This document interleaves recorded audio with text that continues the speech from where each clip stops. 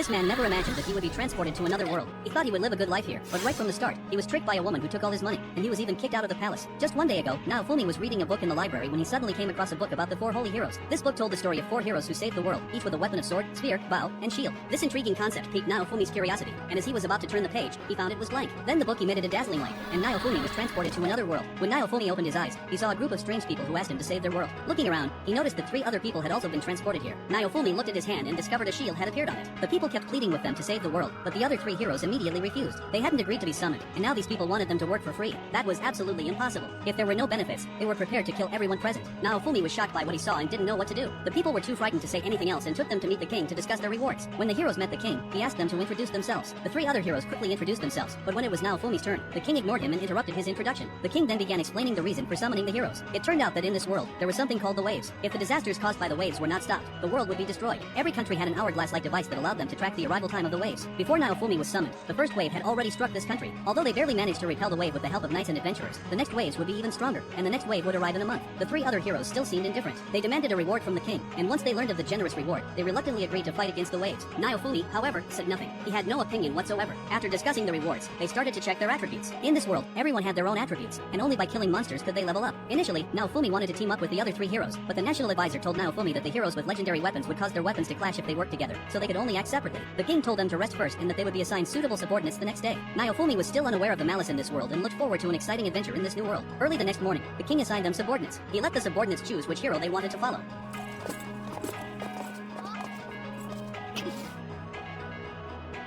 Naofumi looked around and was shocked to find that no one wanted to follow him. The king also didn't expect this outcome. Then someone whispered something to the king, and the king became curious about this prophecy. He had heard that the shield hero didn't understand this world very well, while the legendary heroes were supposed to know everything about it. Now, he questioned whether Naofumi fulfilled this condition. Naofumi tried to get the other 3 heroes to speak up for him, but they didn't care about him at all. Not only did they refuse to help Naofumi, but they also began mocking him. Just when Naofumi was really angry, Multi stepped forward and offered to be his companion. Naofumi was stunned. Since Naofumi had the fewest subordinates, the king gave him some extra money. Multi, who was very reliable, immediately took Naofumi to a weapon shop. Naofumi had originally wanted to buy a better longsword, but the system notified him that he couldn't equip any weapon other than a shield. Naofumi was very helpless and could only buy armor to enhance his defense. After buying his equipment, Naofumi followed Multi to the wilderness to level up. However, since he had no weapon, Naofumi had to use his fists to fight wild monsters.